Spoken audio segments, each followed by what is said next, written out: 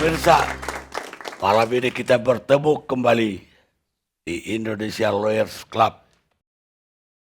Banyak peristiwa akhir pekan ini, tapi ada yang sayang untuk dibuang, yaitu ramainya perebutan siapa yang paling dekat dengan Jokowi antara kubu Gerindra dan kubu, dalam hal ini kubu Prabowo dan kubu Ganjar atau PDIP.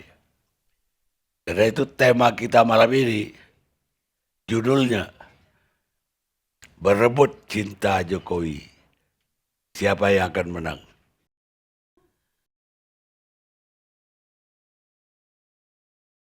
Pemirsa, sampai April yang lalu, tepatnya 21 April, itu Pak Jokowi terlihat cenderung penerusnya itu adalah Ganjar. Yang digadang-gadang Ganjar, yang dibilang rambut putih karena memikirkan rakyat itu juga Ganjar. Tapi setelah 21 April, Ibu Megawati mendeklarasikan Ganjar Pranowo sebagai capres, dan Presiden Jokowi seolah-olah hanya diundang untuk hadir dalam acara itu. Itu hati Pak Jokowi kayaknya berubah. Dia mulai melirik ke Prabowo. Walaupun sebelumnya dengan Prabowo juga sering ada pertemuan-pertemuan. Tapi setelah itu kelihatan lebih mesra. Lebih mesranya terlihat di Pindad. Kemudian juga pernyataannya Pak Jokowi sendiri. Dan kemudian tanda-tandanya kelihatan dari beralihnya sukarelawan Jokowi dan Gibran mendukung Prabowo, itu jadi semakin kelihatan. Tapi puncaknya terjadi ketika deklarasi Partai Golkar dan PAN yang mendeklarasikan Prabowo dalam koalisi besar atau koalisi Indonesia Raya, dan pengakuan dari pimpinan-pimpinan partai itu bahwa ini arahannya dari Pak Jokowi. Karena sebelumnya itu pendekatan sudah terjadi sebenarnya antara Golkar dan PDIP. Bahkan tinggal tanda tangan untuk komitmen koalisi. Tapi dua-duanya serentak mendadak beralih ke Prabowo. Dan seluruh pengamat yang menganggap bahwa ini skenario Pak Jokowi. Dan balasan dari PDIP juga cukup keras dengan diserangnya proyek lumbung beras di Kalimantan oleh Hasto yang dianggapnya sebagai kejahatan terhadap lingkungan. Dan kemudian tidak diundangnya Gibran dalam rapat kepala-kepala daerah dari PDIP di Jawa Tengah. Tanda-tanda itu semakin kencang. Namun di hari-hari terakhir angin berubah lagi. Mbak Puan muncul meluruskan bahwa yang dibilang gagal proyek lumbung beras itu masih jauh. Yang kedua, Gibran kalau sampai MK memutuskan boleh 35 tahun jadi cawapres, maka PDIP terbuka atau Ganjar lantas dipersandingkan dengan Gibran. Walaupun sebaliknya Gibran selama ini udah dirancang atau dianggap oleh banyak pengamat, kalau MK atau Mahkamah Konstitusi mengizinkan 35 tahun bisa jadi cawapres, maka dia akan disandingkan dengan Prabowo. Dan Prabowo pun welcome dari awal. Sehingga Gibran ini ditolak perebutan cinta Jokowi. Kemana cintanya akan berlabuh. Dan celakanya Pak Jokowi juga kelihatannya cintanya juga belum mutlak-mutlak banget sama Prabowo. Masih melirik-lirik juga ke Ganjar. Jadi segala kemungkinan bisa berubah. Tepat juga ungkapan lama yang mengatakan bahwa dalam politik tidak ada teman atau musuh yang abadi. Yang abadi itu adalah kepentingan. Saya mau dengar dulu yang paling sekarang dianggap akan berlabuh itu adalah ke Partai Gerindra. Maka saya ingin dapat pandangan dari politisi Partai Gerindra, Riza Patria. Terima kasih Bang Karni. Silakan. Ya, makasih Bang Arti, teman-teman semua, pemirsa ILC, saya langsung saja. Sebetulnya Partai Gerindra maupun Pak Prabowo tidak berebut cinta Pak Jokowi. Tapi justru memang Partai Gerindra dan Pak Prabowo itu mencintai Pak Jokowi. Cintanya adalah diwujudkan oleh Pak Prabowo. Pak Prabowo sejak dulu selalu menunjukkan cintanya pada bangsa negara, cintanya pada rakyat, dan juga cintanya pada pemimpinnya. Dan tentu pada Pak Jokowi sebagai pemimpin. Pak Prabowo itu mengajarkan kami, kader-kader pengurus partai, harus selalu menghormati pemimpin, menghormati senior. Jadi Bang Karni kalau di Partai Gerindra itu, kalau di ruang-ruang Partai Gerindra itu selalu saja terpasang gambar-gambar, foto-foto para pahlawan bangsa. Pak Prabowo mengajarkan kami pentingnya menghormati para pahlawan, para senior, para orang tua dan pemimpin. Kemudian juga Pak Prabowo tidak selesai di situ. Dia mengajarkan kepada kami untuk menghormati pemimpin tidak hanya yang sedang menjabat, tapi juga yang sudah tidak menjabat. Apalagi yang sudah sepuh. Itu selalu ditunjukkan. Kita bisa melihat bagaimana Pak Prabowo selalu keliling. Dan baik tradisi bagi satu bangsa kita apabila kita ingin maju terlebih, kita harus minta restu, izin, dukungan pada senior, pada pemimpin. Ini tradisi yang baik. Sekalipun mungkin kita berbeda pilihan, berbeda partai, berbeda latar belakang, saya kira ini satu yang baik. Sejarah mengajarkan kita tentang persatuan, cara bersatu, dan pentingnya sebuah persatuan. Saking pentingnya persatuan dalam Pancasila-sila ketiga dimasukkan persatuan Indonesia. Jadi Bang Karni, kami tidak berebut cinta Pak Prabowo, cinta Pak Jokowi. Pak Prabowo tidak merebut cinta Pak Jokowi.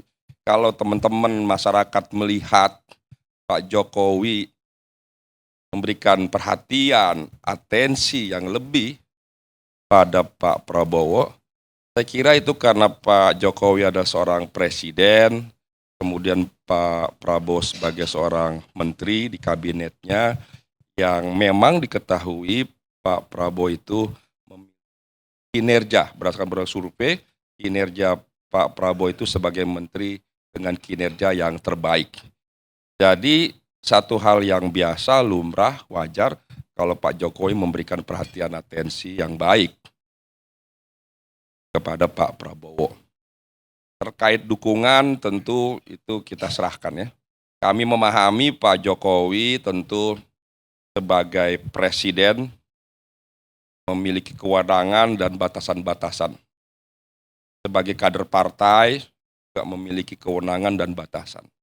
Tapi Pak Jokowi sebagai pribadi itu tidak memiliki batasan. Hatinya boleh kemana saja. Hatinya bukan sebagai presiden, hatinya bukan sebagai kader partai atau petugas partai, tapi hatinya adalah untuk kepentingan bangsa negara, untuk kepentingan rakyat. Tentu hatinya memilih calon presiden yang dirasa mampu ke depan membawa bangsa ini ke depan, memajukan, mesejahterakan rakyat. Dan saya pribadi, mohon maaf Pak Karni, melihat Pak Jokowi memberikan perhatian yang lebih pada Pak Prabowo. Saya tidak ingin mendahului. Jadi cinta seorang pemimpin pada menterinya itu biasa. Cinta menteri pada presidennya itu juga satu yang biasa.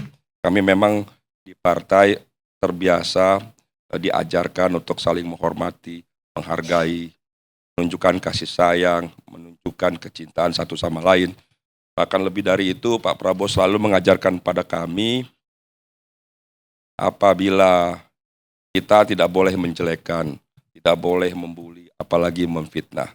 Sebaliknya kalau kita difitnah, balas dengan kebaikan, dibully, balas dengan kebaikan, kemudian dijelek-jelekan, balas dengan kebaikan.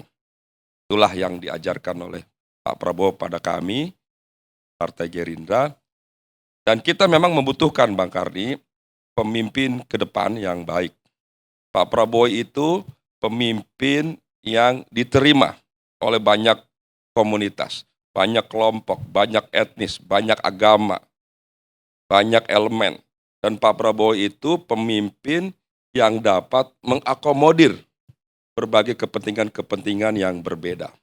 Yang ketiga, Pak Prabowo juga pemimpin yang dapat mempersatukan semua perbedaan-perbedaan yang ada pada bangsa dan negara.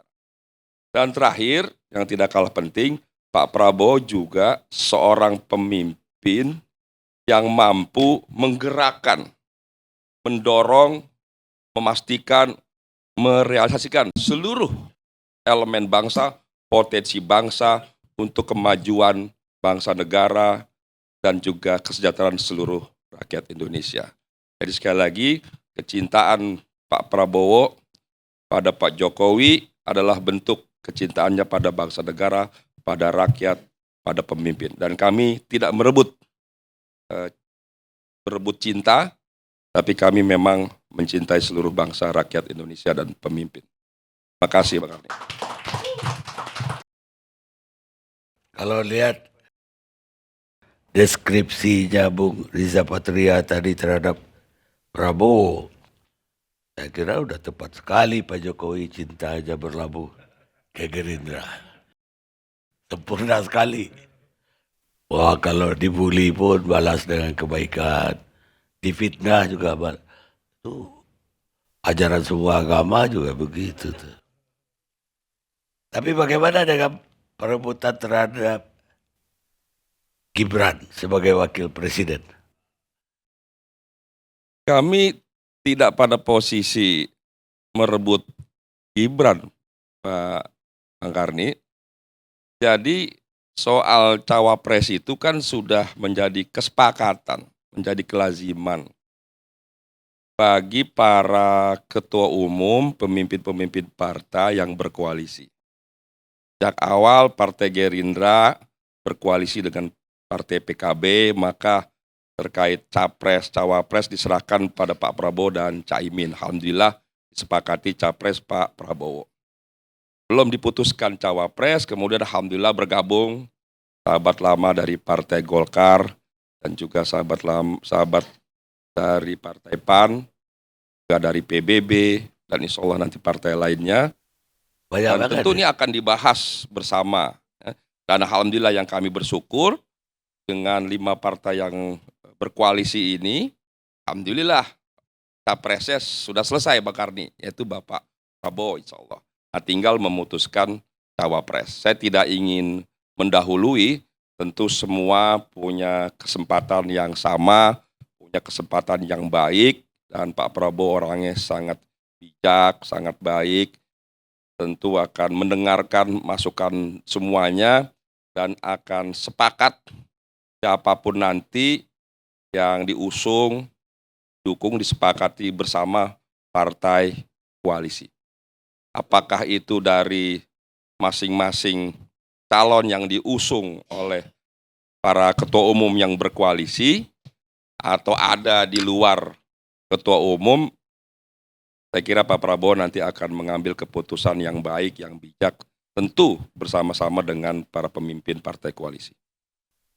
Ya, ya tentu prioritasnya kalau Gibran dapat putusan MK boleh 35 tahun cawapres, prioritas Gibran dulu dong.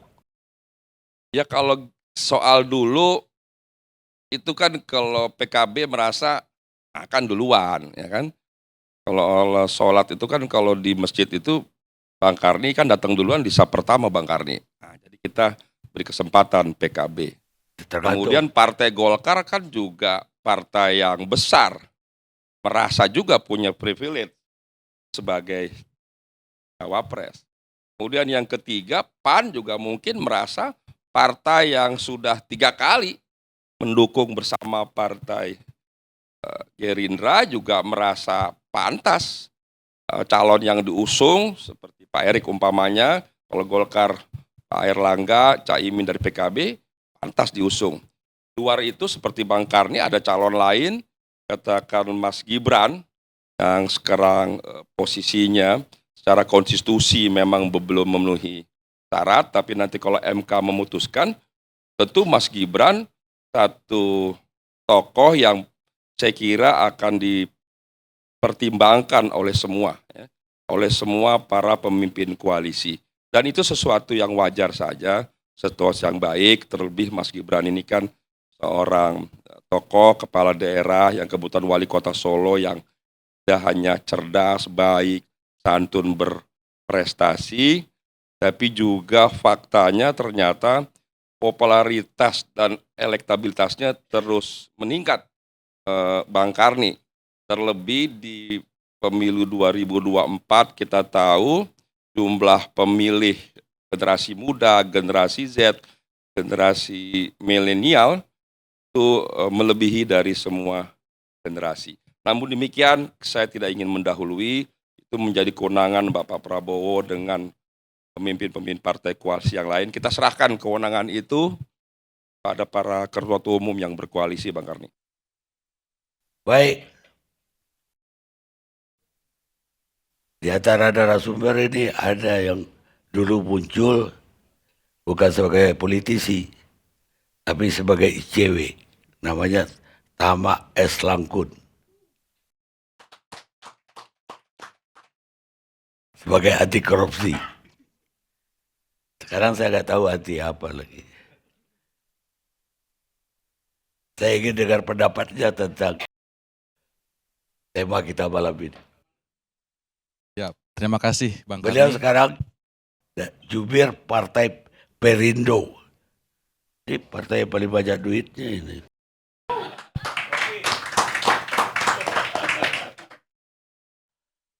Salah satu jubir Bang Karni, dulu di ICW anti korupsi dan sekarang pun insya Allah akan melanjutkan kira-kira begitu. Dengan tantangan yang baru di dunia yang berbeda. Yang mudah-mudahan gagasan ini masih bisa dibawa sedikit banyaknya ke tempat yang baru. Kira-kira begitu Bang Karni. Nah, terkait dengan tema diskusi pada hari ini, tentu saja kami juga dari partai yang bagian dari partai yang kerjasama politik atau orang bilangnya partai koalisi mendukung Mas Ganjar. Saya rasa terkait dengan cintanya Pak Jokowi itu sesuatu yang menurut saya itu sudah otomatis akan datang atau melekat pada calon yang memang diusung dari partai yang sama dengan Pak Jokowi. Kira-kira begitu. Kira-kira Ganjar lah ya. Ya. Nah, dalam konteks ini soal cinta kan tentu saja kita tidak bisa kemudian menafsirkan bahwa seolah-olah karena Pak Jokowi dianggap berhasil, kemudian kepuasan publik terhadap Pak Jokowi juga dianggap tinggi, dan kemudian kita ramai-ramai mengejar itu. Dan saya rasa itu sesuatu yang memang akan menjadi legasinya Pak Jokowi, dan sesuatu yang memang tidak perlu di apa namanya, dikejar-kejar begitu untuk dikaitkan dengan kontestasinya Mas Ganjar sebagai capres. Nah, dalam hal itu tentu saja kita juga melihat secara otomatis terkait dengan apa yang Pak Jokowi kerjakan, terkait dengan apa dukungan dari Mas Ganjar sendiri misalnya sebagai capres kepada Pak Jokowi, dari mulai periode pertama, periode kedua, dan bahkan sebaliknya, Pak Jokowi juga mendukung Mas Ganjar pada saat dia menjadi kepala daerah, dan saya rasa dari situ juga sudah terlihat kemudian hubungan yang selama ini terbangun. Itu yang pertama. Nah, yang kedua Bang Karni, kita juga melihat bahwa kalau kemudian dianggap kesamaan visi, kemudian kesamaan model kerja, saya rasa itu juga sudah bisa terlihat. Kalaulah memang Pak Jokowi dianggap sebagai presiden yang suka belusukan, dan saya rasa dari semua capres pun yang suka belusukan ya diantaranya Mas Ganjar, kira-kira begitu. Kemudian soal kesederhanaan, dan Suka saya rasa juga lari itu dia. ada pada Mas Ganjar. Ya saya tahu suka lari pagi. Ya, di antaranya juga, Mak. Dan saya rasa kerja-kerjanya di Jawa Tengah pun juga demikian dalam kapasitas sebagai gubernur, Bang Karni. Jadi saya rasa kalau melihat dari historinya, kemudian hubungan secara ideologi, termasuk kerja-kerja yang selama ini dilakukan secara bersama-sama, kemudian juga soal saling dukung pada kontestasi politik, saya rasa itu sudah bisa jelas begitu. Tapi kan kemudian juga kita berharap Pak Jokowi pun juga sebagai presiden kan pasti akan terlibat dalam konteks politik untuk melanjutkan dalam kaitannya kerja-kerja yang sudah dilakukan. Dan tentu saja dia akan memastikan, juga berharap agar apa yang sudah dikerjakannya juga bisa berlanjut. Termasuk juga sebagai kepala negara, sebagai presiden, dia pun juga pasti akan terlibat berkampanye, kemudian bersosialisasi, dan saya rasa sama aja dengan presiden lainnya, misalnya seperti eh, Gus Dur misalnya, kemudian Pak Habibie sampai akhir hayatnya juga masih tetap dia melakukan kerja-kerja untuk mendukung negaranya. Jadi saya rasa kerja Pak Jokowi, kemudian tema perebutan cinta, saya rasa sesuatu yang memang sudah akan otomatis melekat pada Mas Ganjar. Meskipun itu juga sesuatu yang tidak perlu juga untuk diburu dan dikejar-kejar seperti yang kemudian dibayangkan. Karena saya melihat itu adalah sesuatu yang memang menjadi legasinya Pak Jokowi begitu. Dan kemudian tidak perlu dikejar-kejar juga ketika Pak Jokowi dianggap memuaskan kerjanya, kepuasan publik dalam survei juga tinggi, kemudian otomatis siapapun yang akan mengikuti dia akan juga menjadi apa namanya penerusnya, dan saya rasa nggak sebegitunya juga. Dan kemudian juga terkait dengan misalnya ada yang mengatakan memperebutkan Mas Gibran misalnya sebagai apa namanya simbolnya Pak Jokowi atau nanti akan jadi cawapres dan lain-lain, saya rasa juga itu sesuatu yang memang belum bisa dibicarakan juga. Karena memang kan juga prosesnya masih berjalan dan kita juga tidak perlu sejauh itu dan sampai sebegitunya untuk memperebutkan Mas Gibran demi untuk mendapat simbolnya Pak Jokowi. Jadi saya rasa itu sesuatu yang memang ya tidak perlu sebegitunya. Karena memang kalau kemudian dianggap sebagai melanjutkan kerjanya Pak Jokowi, kalau bicara soal misalnya pasang banner yang paling banyak, saya rasa kalau partai koalisi pasti kalah lah ya. Kita nggak ada yang banyak pasang foto Mas Ganjar misalnya dengan Pak Jokowi kira-kira gitu. Karena memang keseharian Mas Ganjar juga sudah bisa diimplementasikan dan dilihat sebagai kerjanya Pak Jokowi. Dan kemudian juga sejarah tadi mengatakan dia menjadi presiden pun didukung oleh Mas Ganjar sampai periode berikutnya. Begitu juga dengan program-programnya. Jadi saya rasa tidak perlu sampai sebegitunya memperebutkan untuk mendapatkan simbol kecintaan dari Pak Jokowi. Saya Jadi dengar saya hari-hari ini baliho di Jawa Tengah itu Ganjar dan Jokowi ditandingi oleh Prabowo dan Jokowi ada yang pernah juga. menghitung Bang Kardi. Saya rasa kalau dihitung nggak akan sebanyak fotonya Pak Prabowo dengan Pak Jokowi Ya kayaknya. pokoknya bertanding lah dua-duanya. Makanya berebut saya bilang. Iya. Nah karena memang kalau dari kami sendiri dari partai pendukung, saya rasa juga ya akan lebih melihat bagaimana kemudian rekan-rekan yang melakukan pencalekan itu memasang foto Mas Ganjar begitu, jadi kemudian tidak berusaha sebegitunya untuk menempelkan kesan bahwa Pak Jokowi bersama kami, karena kami yakin Pak Jokowi pasti akan bersama kami, kira-kira begitu. Baik, ada yang saya kepingin konfirmasi ini sama Mas Tama. Saya dengar begini, awalnya itu sebenarnya Perindo mau dukung Prabowo. Tapi ada tekanan dari luar, sehingga menit-menit terakhir terpaksa berbalik ke Ganjar. Dan untuk berbalik itu pun minta izin Pak Jokowi dulu. Itu yang saya dengar. Saya rasa itu isu yang nggak tepat ya Bang Karni ya.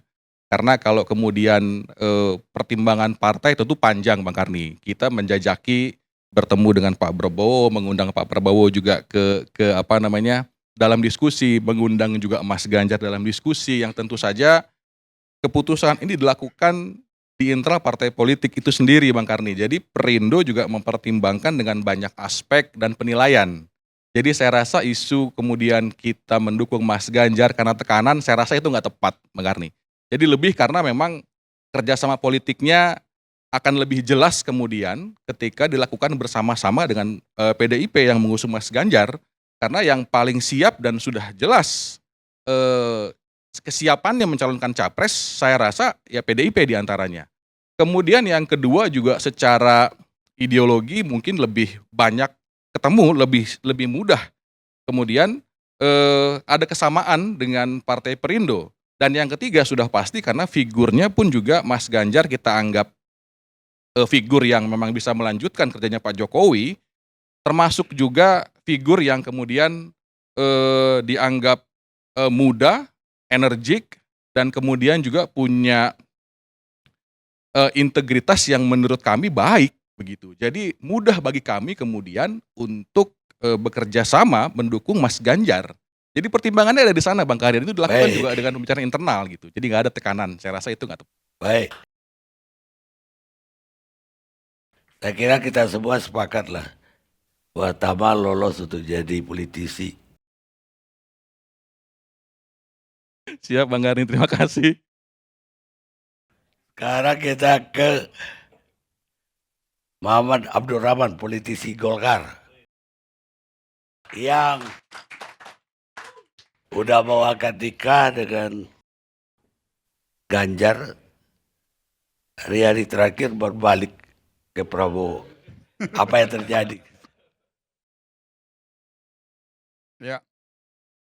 Gimana Pak Karni? Apa perintahnya? Ya. Ya apa jawabannya itu Ya, pertama gini. dulu. Saya mulai dari kalau istilah kita itu ikhtiar politik ataupun safari politik lah. Jadi Golkar itu kan kalau dilihat di 1 tahun terakhir kita udah bersilaturahmi lah dengan semua partai, semua koalisi, dan kita menemukan banyak perspektif sudut pandang politik dari setiap partai.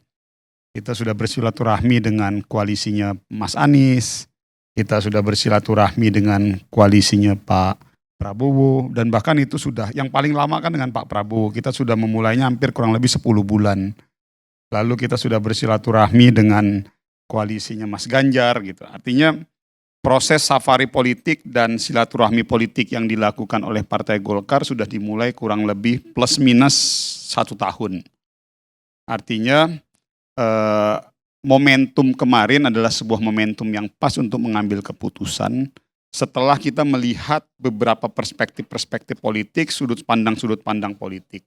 Termasuk juga kalau tadi tema di sini menanyakan cinta Pak Jokowi segala macam, kalau kita melihatnya dari sisi komunikasi politik yang dibangun oleh Partai Golkar dengan Pak Jokowi, dalam beberapa kesempatan saya selalu sampaikan itu adalah sebuah kewajiban yang harus dilakukan oleh Partai Golkar untuk membangun komunikasi politik dengan Pak Jokowi karena hari ini presidennya adalah beliau. Artinya apa? Partai Golkar berkepentingan untuk membangun komunikasi politik yang intens dengan presiden dalam rangka untuk membangun sustainability pembangunan ke depan. Itu juga perlu menjadi pertimbangan kita. Nah, pada akhirnya ya memang ya kita ketemu pada satu kesimpulan, Pak Karni. Apa kesimpulannya? Ini mungkin menjawab semua yang dipertanyakan oleh semua publik. Kesimpulan kami, secara subjektif Pak Jokowi dukung Ganjar. Kesimpulan kami.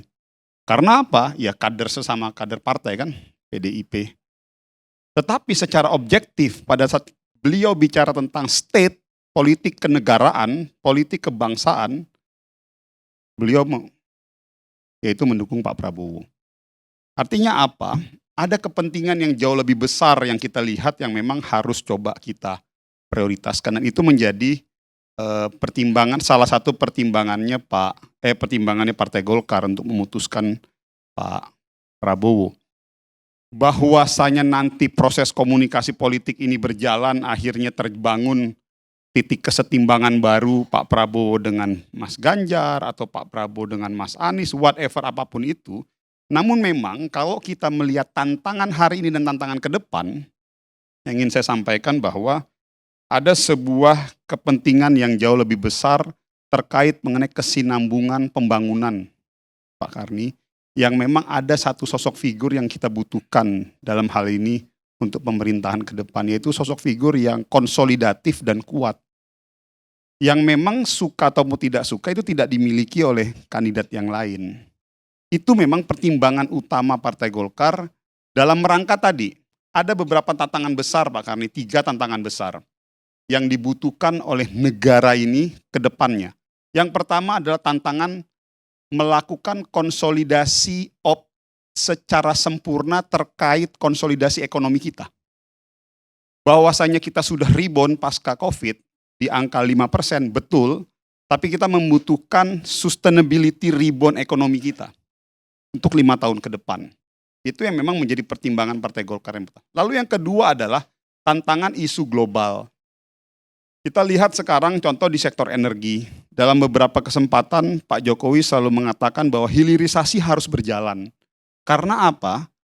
Tekanan ataupun intervensi global terhadap upaya yang didorong oleh pemerintah terkait hilirisasi kita, itu juga sampai sekarang masih belum terjadi titik temu antara Indonesia dengan global. Artinya apa? Dengan beberapa isu-isu kondisi ini dibutuhkan sosok pemimpin yang kuat secara karakter personal ya. Saya tidak bicara dalam konteks karakter dukungan partai dan lain sebagainya. Kita mau bicara karakteristik personal seseorang terlebih dahulu. Nah, ini yang memang kita butuhkan ke depan. Nah, ditambah lagi memang doktrin kami ini doktrin karya kekaryaan, Mbak Karni. Kami nggak akan pernah melihat.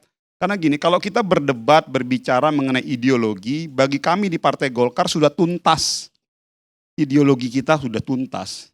Tapi sekarang yang mau kita perdebatkan adalah, kita bicara pada perspektif karya kekaryaan. Yaitu apa? Apa kompetensi?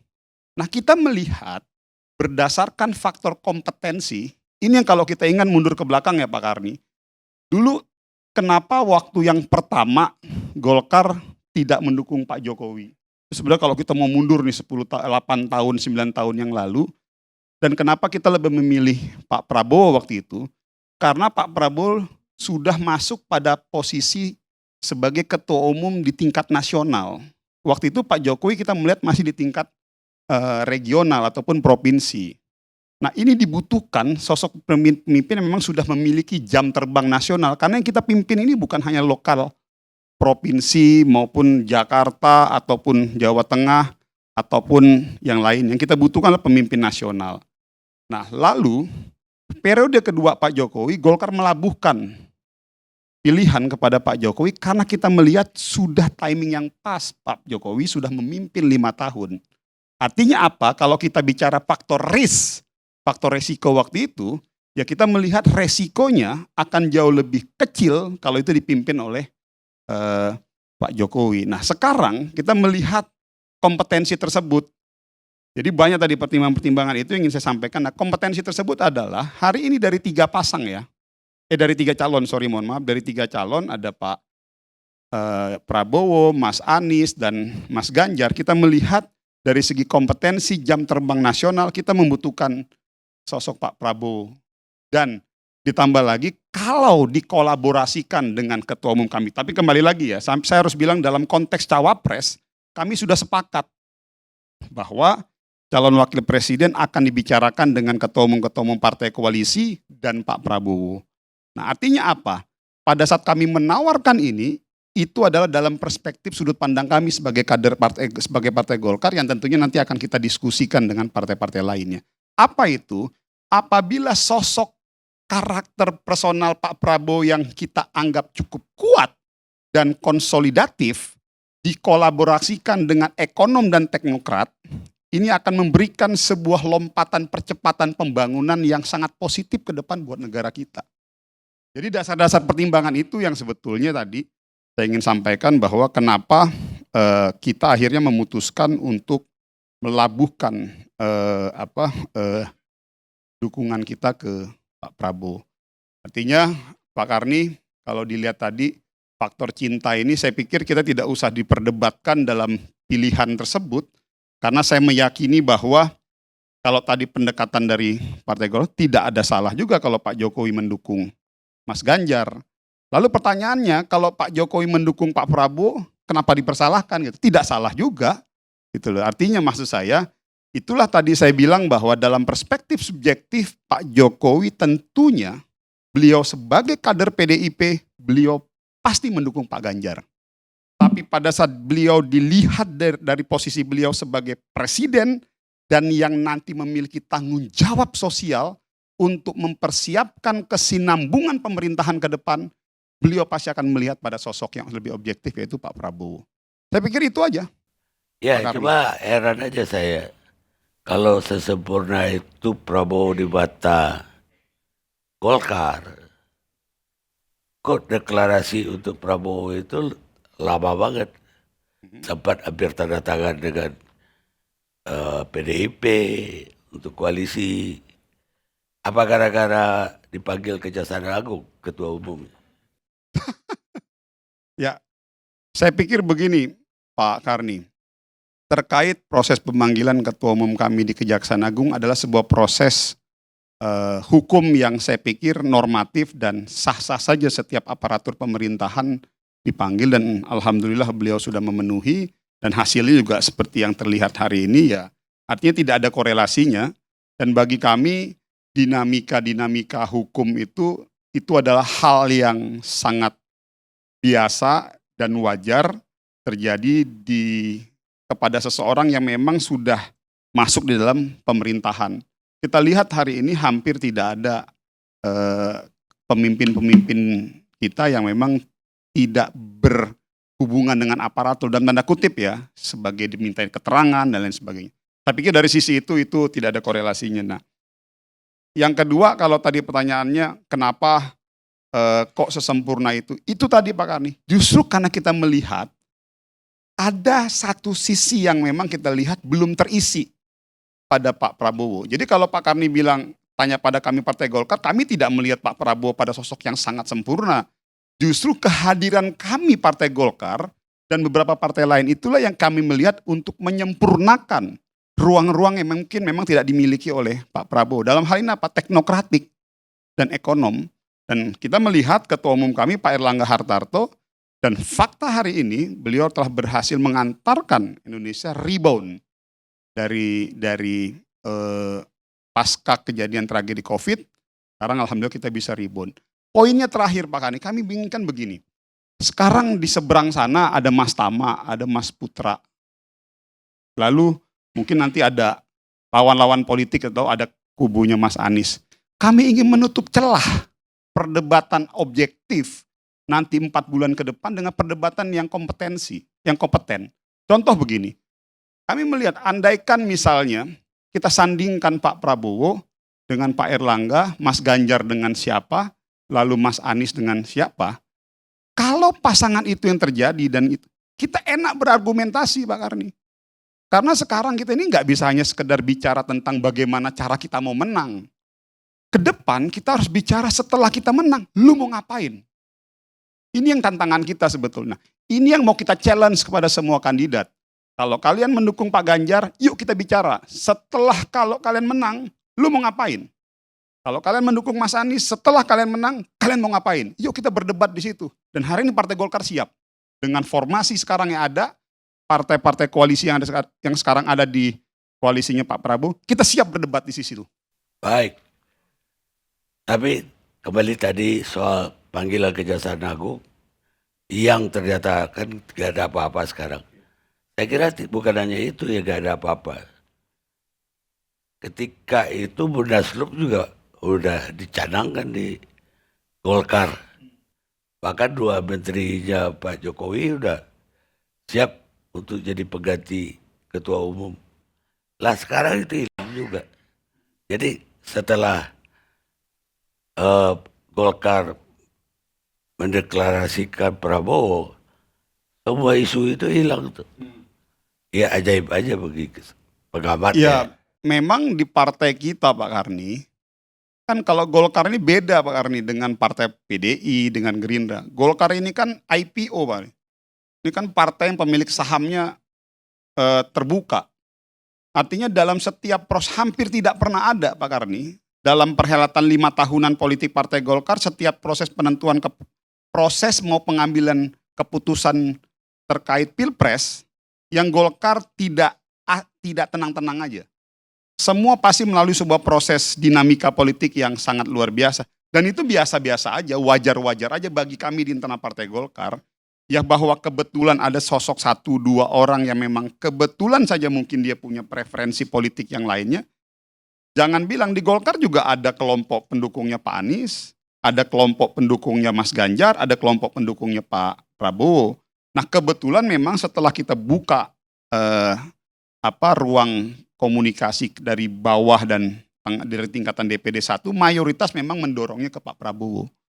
Jadi dasar pertimbangan itu juga yang akhirnya memutuskan Partai Golkar mendorong melabuhkan pilihannya kepada Pak Prabowo. Jadi nah ini yang tadi kita lihat kenapa kita perlu secepatnya untuk mengambil keputusan agar ruang waktu yang kurang lebih 5 bulan ini itu ada ruang kita untuk melakukan konsolidasi internal dan mensosialisasikan dan mendorong semua kader untuk menyolidkan satu barisan.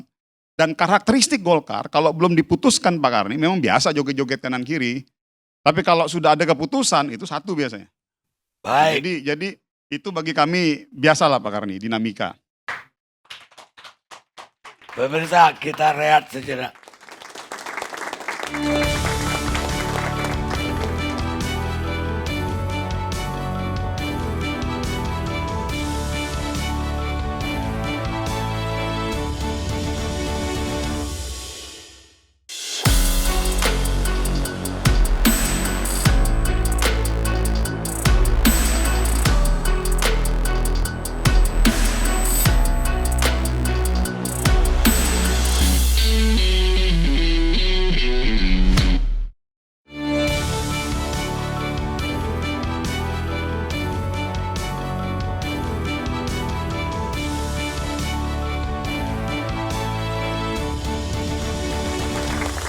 Pemirsa, kita lanjutkan acara kita. Sekarang saya ke Ketua Dewan Pembina Ganjarian Spartan. Mengerikan ini jabatan.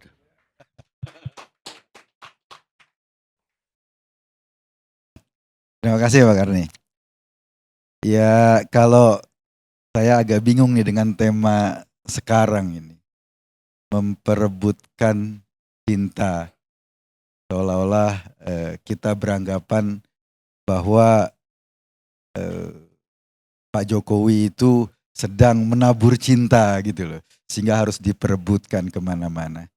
Dan menurut saya sekarang ada sedikit kali. Membagi cinta. Ada sedikit anomali ya. Tahun 2014 Pak SBY itu presiden dan waktu itu banyak juga ada Pak Prabowo, ada Pak Jokowi tampil. Tapi waktu itu saya perhatikan tidak ada satu partai selain Demokrat yang memasang foto Pak SBY. Kenapa? Karena Pak SBY dianggap adalah kader Partai Demokrat.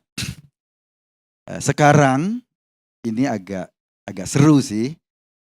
kita bicara soal Pak Jokowi cenderung ke sana tadi, Bang Riza bilang bahwa kita nggak memperebutkan cinta, tapi ternyata usaha untuk itu jelas kelihatan di publik. Foto saya sekarang bingung, ini yang mau jadi capres Pak Prabowo atau Pak Jokowi? Karena balihonya dua, Pak Jokowi dan Pak Prabowo. Padahal ke depan menurut saya yang jauh lebih penting adalah bagaimana kita melihat kualifikasi orangnya secara langsung.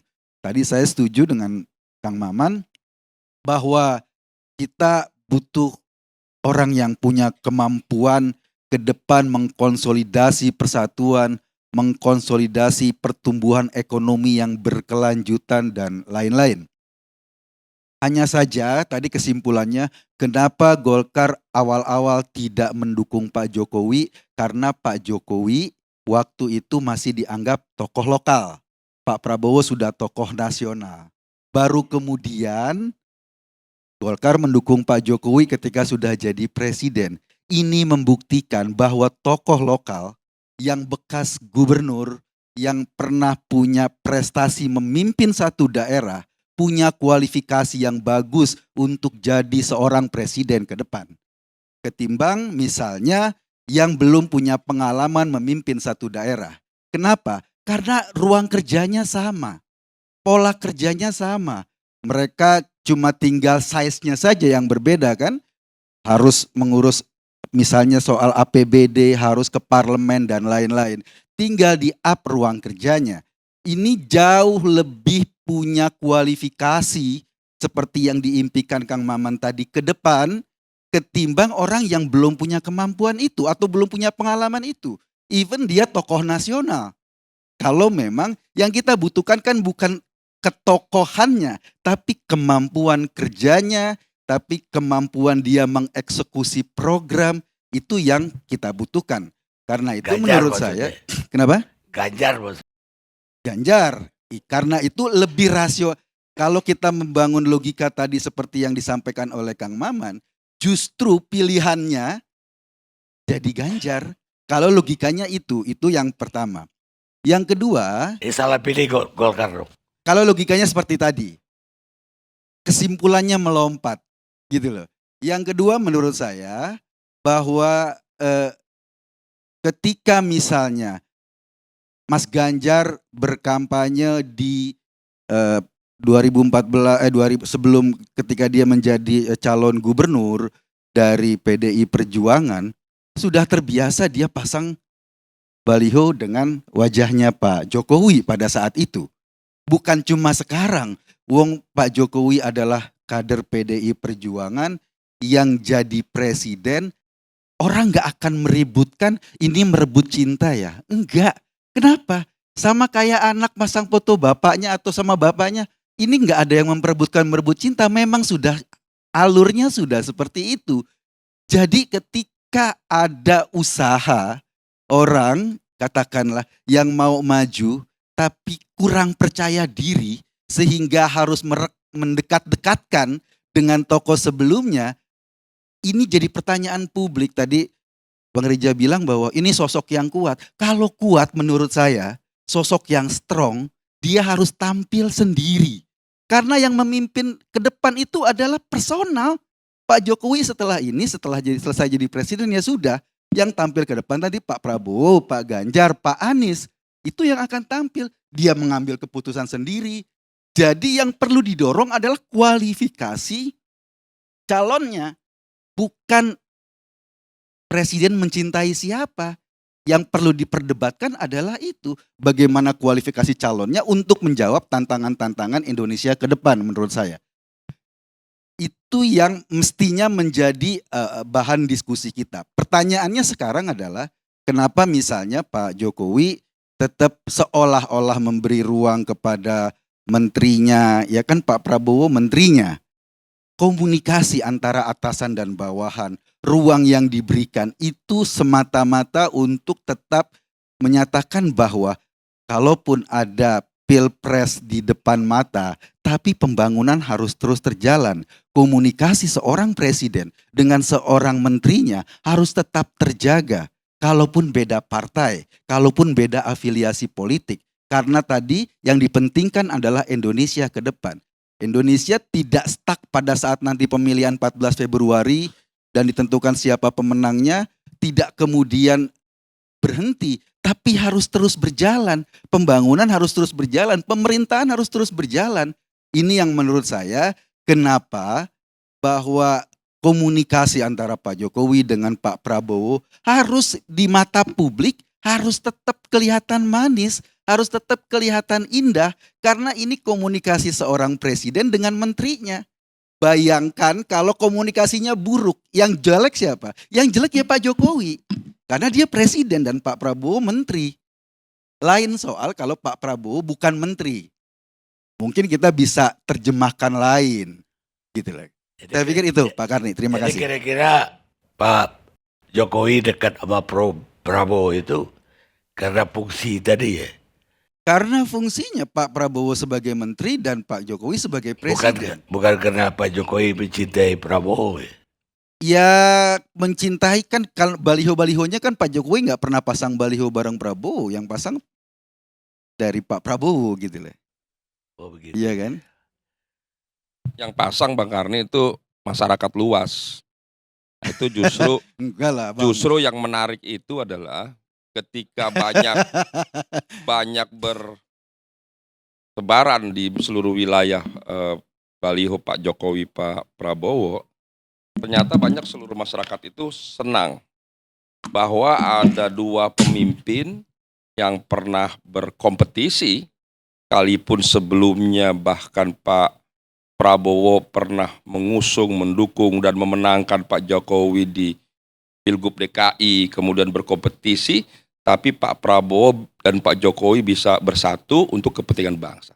Dan seluruh masyarakat Indonesia itu senang melihat dua pemimpin ini bisa bersatu. Dan inilah Indonesia yang didambakan ke depan.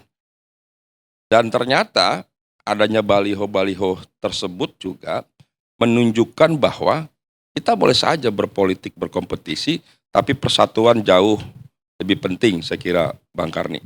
Setuju saya bahwa persatuan jauh lebih penting. Tapi kalau dianggap yang masang itu masyarakat umum, ya agak mencederai akal sehat kita ya.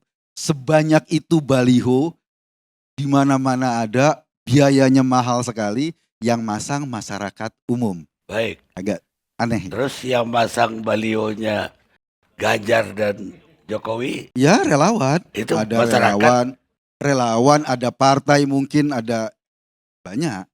nggak mencederai akal sehat. Kenapa? Nggak mencederai akal sehat. Ya relawannya Ganjar, ya bukan masyarakat umum yang tidak. Kita punya afiliasi politik, kita punya pilihan politik, dan itu relawannya Ganjar. Ya mana tahu relawan Prabowo tadi. Ya bukan masyarakat umum dong, bilang relawan Prabowo gitu loh.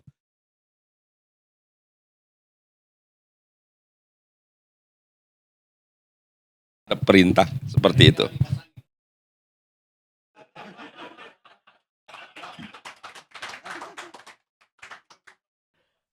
Karena Faisal Assegaf dalam hal ini sebagai pengamat.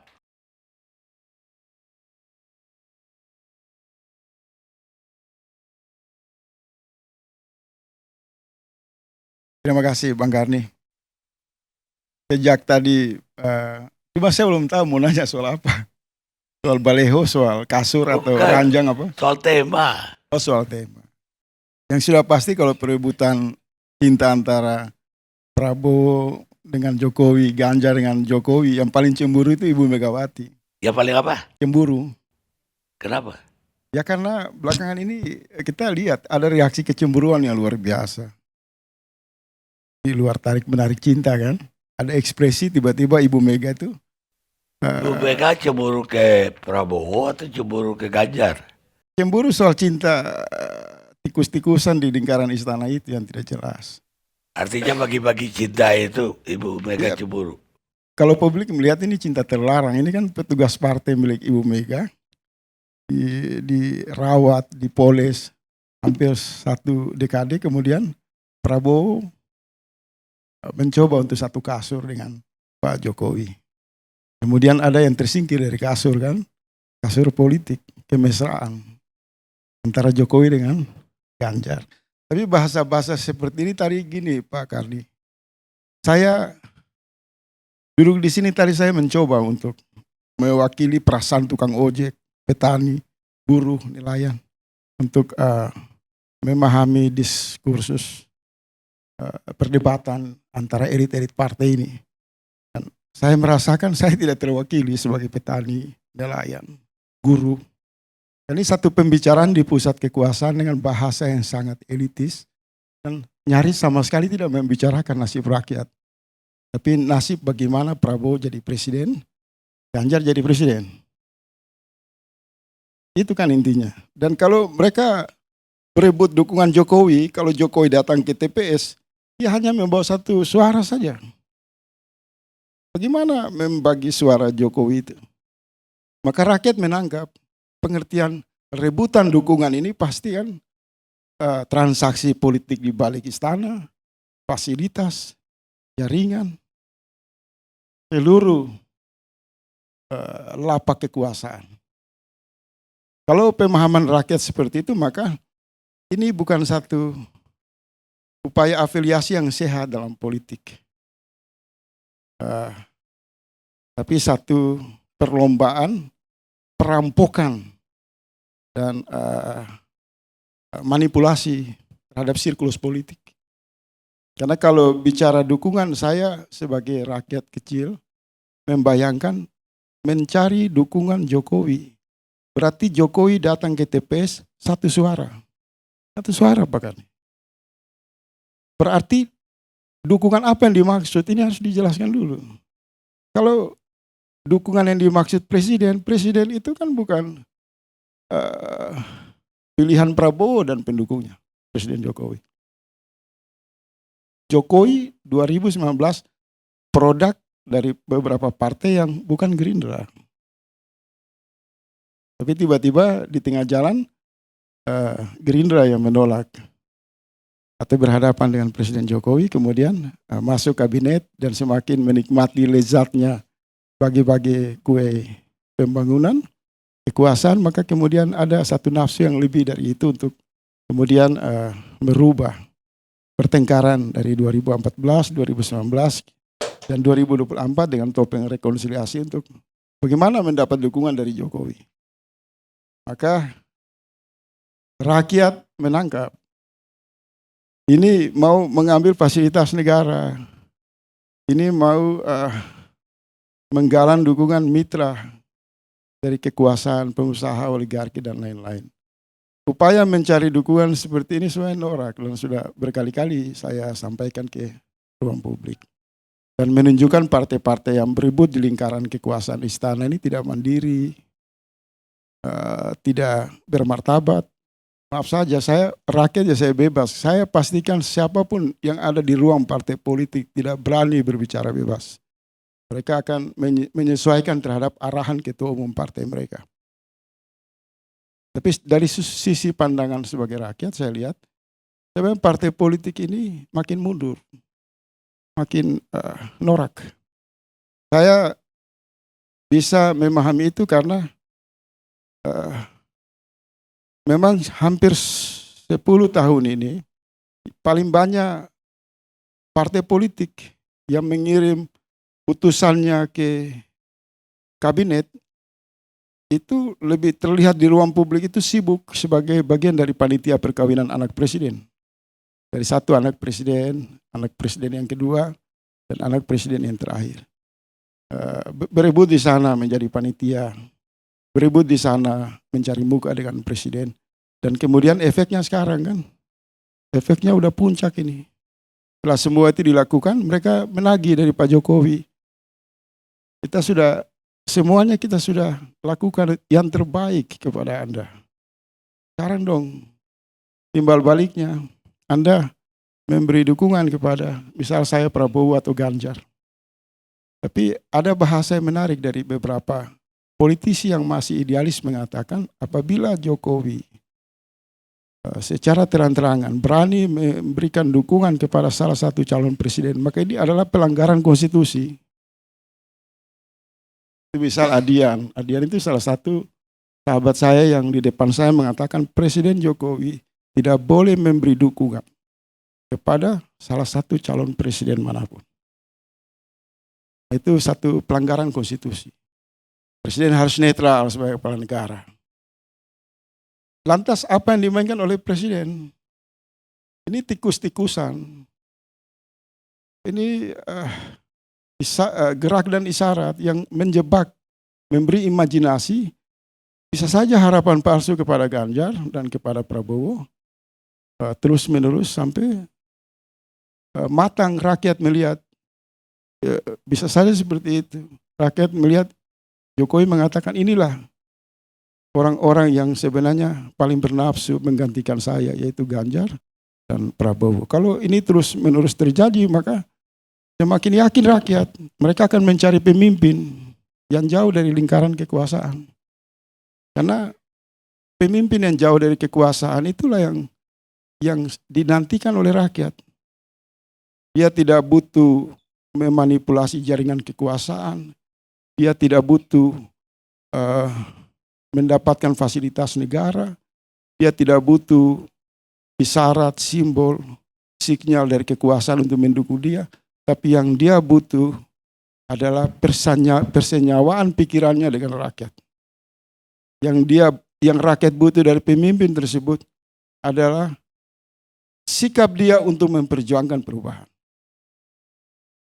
Maka sudah otomatis kalau kita melihat pada kondisi realitas jelang Pilpres, memang banyak forum sering menghadirkan perbadutan politik dengan perbincangan-perbincangan ngerumpi, perbincangan tidak visioner yang menghadirkan tarik-menarik Ganjar dan Prabowo.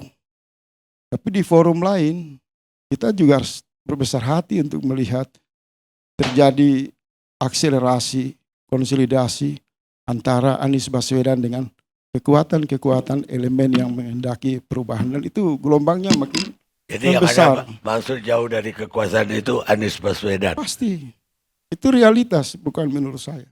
Semakin berebut Prabowo dengan Jokowi, Ganjar dengan Jokowi, maka di panggung yang paling sangat dilihat oleh rakyat itu Anies Baswedan.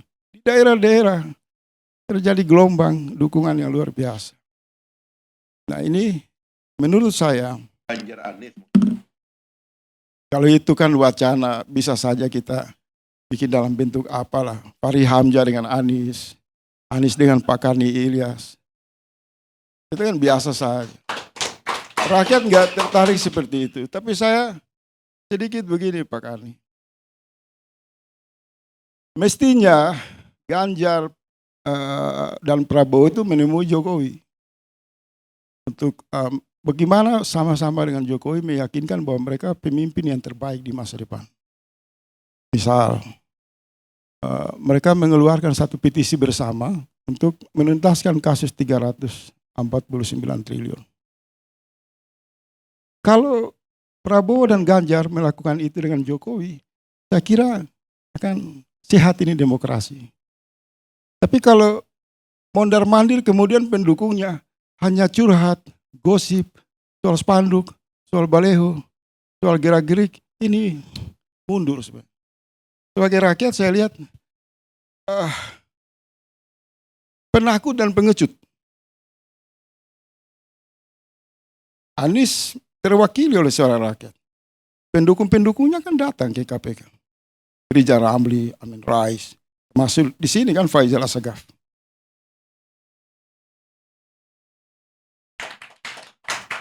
Dan Pak Anies menjawab bahwa praktik kekuasaan ini dibajak dalam perilaku mafia. Ini telanjang di ruang publik. Jadi kalau kita mau bicara, sudahlah, ini terjadi perbudakan politik yang sangat luar biasa terhadap partai-partai yang semakin terjebak di lumpur kekuasaan Jokowi. Jangankan mereka bicara soal koalisi untuk 2024. Partai-partai yang berkoalisi hari ini dalam satu dekade itu tidak pernah tampil di ruang publik menyodorkan evaluasi tentang kinerja pemerintahan Jokowi. Tidak pernah ada permohonan maaf bersama dari partai koalisi di lingkaran Pak Jokowi untuk mengatakan bahwa demokrasi ini amburadul, bahwa tatanan bernegara semakin memasuki kecemasan rakyat. Minimal ada penyampaian moral. Tapi karena terlalu banyak investasi kejahatan dan semakin gelapnya kekuasaan, maka cara untuk menutupi itu semua diperlukan sandiwara yang tadi dijelaskan itu. Dari satu skenario, bicara soal baleho, bicara soal nanti Prabowo naik mobil, nanti Ganjar turun di sawah. Ini semua tidak bermutu dan tidak berkualitas. Dan kalau saya mau tanya semua di sini, ruangan sini, kalau kita mau bicara dengan hati nurani kita, sebenarnya bahasa-bahasa yang memuji Ganjar dan Prabowo itu hanya membunyikan kata-kata tanpa makna di ruang publik. Hanya dalam rangka menjaga perasaan, kepentingan ketua umum partai. Karena yang ditulis ini tidak bisa memutuskan keinginan yang sudah ditetapkan oleh Ibu Megawati, sudah ditetapkan oleh Erlangga, sudah ditetapkan oleh Prabowo. Berani. Maka terjadi bahasa-bahasa penyesuaian. Sudahlah, kita perlu untuk Indonesia ke depan yang lebih bagus, harus dimulai dengan bicara yang jujur. Harus jujur. Baik, Reza. Bicara apa adanya. Jangan lagi menjadi penghambaan yang luar biasa kepada ketua umum partai. Dan rasa takut kepada Jokowi harus dihentikan. Karena waktu akan menggulingkan dia dan menurunkan dia pada tahun 2024. Baik, Catat itu. Dia sudah tidak menjadi sesuatu yang penting. cukup Reza. Terima kasih. Sekarang Putra.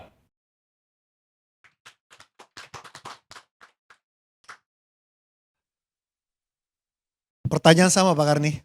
Sama. Oke Pak Karni, terima kasih. Saya ini memang sepakat dengan tadi yang disampaikan oleh Bang Faisal tentang substansi ya.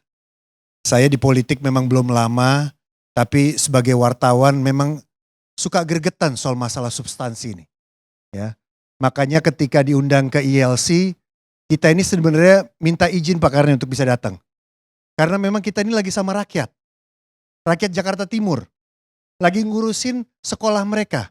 Karena ini masuk-masuk sekolah, terus bagaimana mereka kebutuhannya, beasiswanya dan lain sebagainya. Yang kedua Pak Karni, kami lagi mikirin kemarau.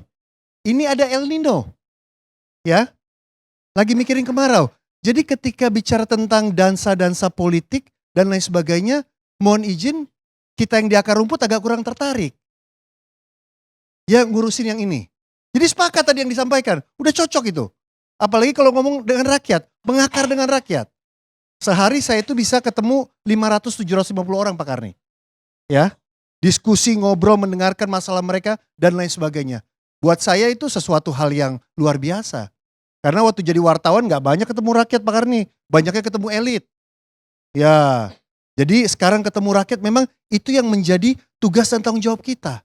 Tapi kemudian kita ada di forum ini tentunya Pak Karni ini menjadi satu catatan buat kita di PDI Perjuangan bahwa apa yang dilakukan oleh Pak Jokowi selama 9 tahun terakhir ini dan telah disurvei berkali-kali, ditanyakan oleh masyarakat tentang kepuasan terhadap kinerja Pak Jokowi, baik itu di bidang ekonomi, bidang politik, hukum dan lain sebagainya, itu kan mencapai satu tingkat yang cukup luar biasa yang tinggi, gitu ya.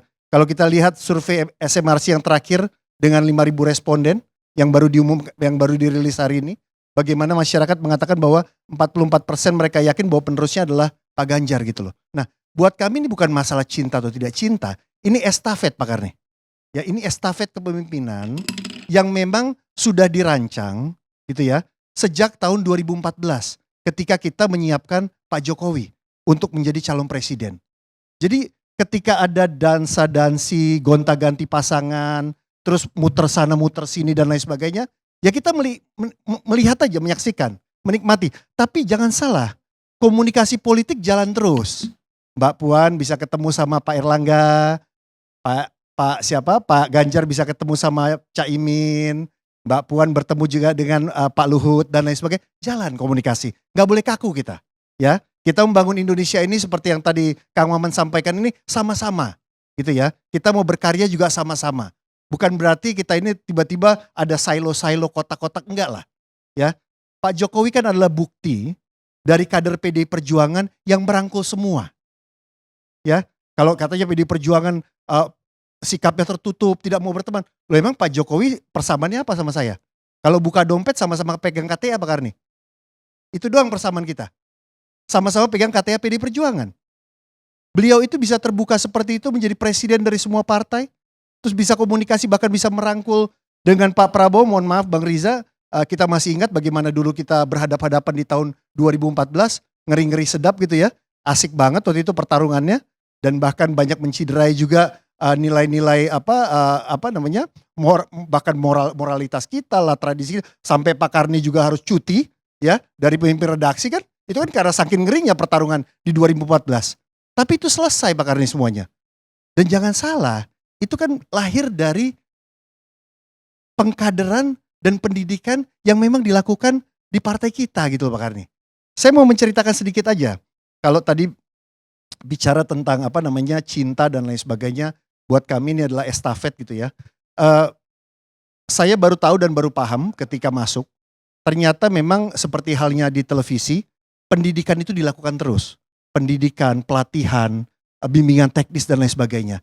Nah kemudian Pak Karni, ketika pendidikan itu kita berbaur. Ya, makanya waktu itu saya bisa duduk sama Mas Gibran, saya bisa duduk dengan Pak Ganjar, saya bisa duduk dengan Pak Koster, saya duduk dengan Mas Menteri Wakil Menteri Dalam Negeri. Karena kita sama, kita bikin pelatihan sama-sama. Duduk sama-sama ngobrol dalam pelatihan di Lenteng Agung. Nah itu pun terjadi sama Pak Ganjar dan Pak Jokowi dari tahun 2002. Ketika Pak Jokowi jadi wali kota Solo, Pak Ganjar jadi anggota DPR Komisi 4. 10 tahun mereka bersama. Wali kota lanjut gubernur, DPR gubernurnya bareng. Pak Jokowi duluan, Pak Ganjar setahun kemudian. Jadi bisa dibayangkan bagaimana kolaborasi, pembicaraan, diskusi yang mereka lakukan, baik itu di ruang-ruang kelas ataupun juga dalam pertemuan-pertemuan mereka. Sebagai anggota dewan dan kepala daerah dan sesama kepala daerah, bahkan merancangnya untuk memperbaiki Jawa Tengah dalam konteks infrastruktur. Waktu itu Pak Jokowi jadi presiden, Pak Ganjar di Jawa Tengah, itu dilakukan ketika mereka sama-sama jadi gubernur. Nah, jadi ini yang menurut saya adalah satu hal yang buat kami ini bukan masalah tadi ada cinta palsu lah, berbagi cinta lah, ini segala macam. Ini masalah tongkat estafet saja yang memang sudah didesain gitu ya. Dan sudah kita lihat bahwa kaderisasinya itu jalan. Dan terus terang kami juga bangga gitu Pak Karni. Ya, bahwa Pak Jokowi itu bisa berbagi, bisa menjaga konstelasi positif yang ada di kabinet. Ya, coba bayangkan kalau Pak Jokowi itu secara nyata-nyata, kalau orang Jawa bilang katanya cetowelo-welo, terang benderang, tiba-tiba menyatakan keberpihakannya kepada juniornya Pak Ganjar. Itu kan bisa terjadi ketidakstabilan mungkin dalam suasana kondisi psikologis yang ada di kabinet. Jadi tidak enak semuanya. Tapi kan Pak Jokowi bisa menjaga itu. Yang prioritas adalah pemerintah tetap fokus melayani rakyat. Itu penting loh Pak Karni, itu penting. Makanya saya mengingatkan kembali kepada Pak Karni, kami itu yang terakhir mengumumkan calon presiden supaya nggak ganggu kerja Pak Jokowi. Nggak perlu 1 tahun sebelumnya, nggak perlu 9 bulan sebelumnya dan lain sebagainya gitu loh. Ini kan ada kaitannya dengan itu. Nah makanya Pak Karni ini betul-betul urusan politik ini tadi saya setuju banget. Ini bukan urusan dansa-dansila, cinta monyet atau cinta beneran, setengah cinta, pengkhianatan cinta dan sebagainya. Tapi bagaimana kita kerja untuk rakyat. Hari-hari ini Pak Karni, kepala daerah kita, terutama di Indonesia Tengah dan Indonesia Timur, itu lagi mikirin soal kemarau panjang. Ya, jadi nanti kalau ini tayang ya harus dikirimin Pak Karni. Sehingga kalau enggak mereka lagi fokus kerja nih. Bukan mikirin soal koalisi, kerjasama politik. Enggak. Hari-hari ini enggak. Hari-hari ini kita mikirin kemarau Pak Karni. Bagaimana pengganti dari bahan pokok yang harus disiapkan oleh para kepala daerah. Karena yang harus kita kelola, yang harus kita komunikasikan banyak Pak Karni. Kabupaten kota ini banyak. Bukan cuma ngurusin siapa yang menjadi cawapres. Kan show must go on. Harus ada yang tetap ngurusin rakyat. Termasuk saya kesini meluangkan waktu 3 jam, berarti ada yang dikorbankan gitu kan ya. Waktu saya untuk berkomunikasi dengan masyarakat dan memperjuangkan mereka. Jadi gitu kira-kira Bang Karni yang mau saya sampaikan. Terima kasih. Pemirsa, kita rehat dulu sejenak.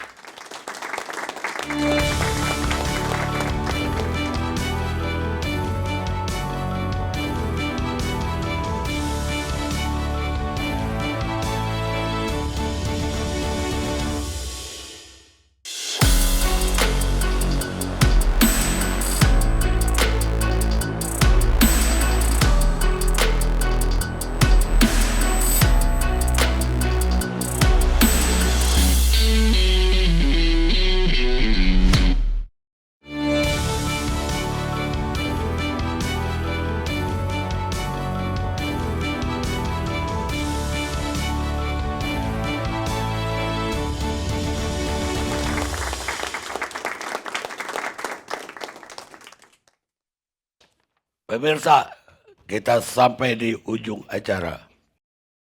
Sekarang, panggung saya persembahkan kepada Wakil Ketua Umum Partai Gelora, Fakhri Hamzah.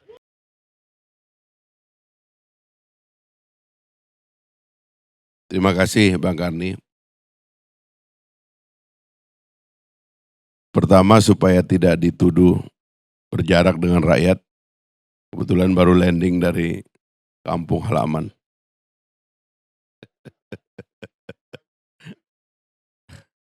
Kebetulan saya diminta maju dari Nusa Tenggara Barat 1.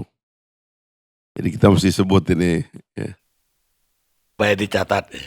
Biar dicatat dan biar tidak dianggap jauh dari rakyat. Habis lomba sampan kemarin, Bung.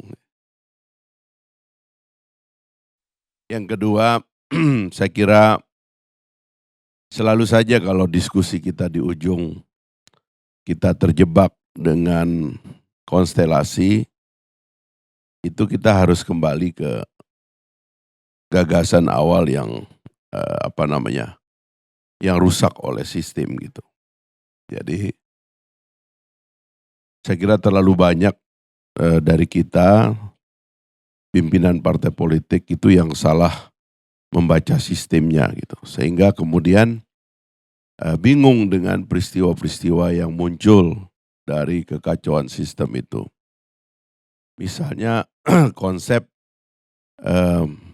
pimpinan parpol dan pejabat publik. Dalam demokrasi itu dipisah secara secara ketat itu. Karena yang ngurus negara itu sebenarnya yang dapat mandat rakyat, yang dipilih, elected official. Pejabat atau para pemimpin partai politik itu sebenarnya dia safe dia di dapur. Nah yang kita percakapkan hari-hari seharusnya itu adalah mereka yang mendapat mandat dari rakyat sebagai elected official, karena mereka lah yang harusnya punya tanggung jawab. Yang di belakang layar itu para pemimpin partai politik itu safe. Nggak boleh dia terlalu sering kelihatan mengendalikan permainan para pejabat publik yang dikasih mandat oleh rakyat. Sebab itu nanti mereduksi makna dari mandat rakyat kepada pejabat publik gitu. Nah kayak kiranya yang kayak gini-gini nih di kita itu belum terlalu clear gitu sehingga membesar-besarkan kepemimpinan ketua umum, ya sekjen, pejabat partai dan sebagainya. Padahal itu salah itu. Gitu.